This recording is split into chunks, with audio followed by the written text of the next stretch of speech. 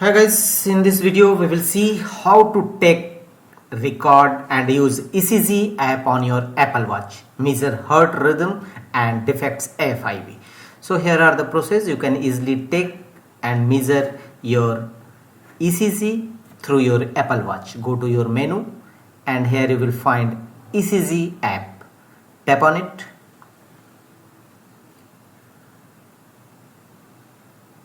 Here such type of screen appear. Hold your finger on the crown. So hold your finger on the crown and your watch should be on the wrist. So put on your watch to your wrist and hold your finger on the crown of your Apple Watch.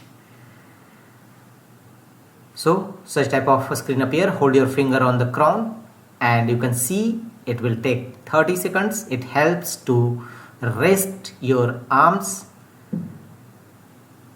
Apple Watch never checks for heart attacks. So wait till 30 seconds. It will measure your heart rate and take a ECG report. Recording stopped due to a poor reading. So don't remove your finger from your crown.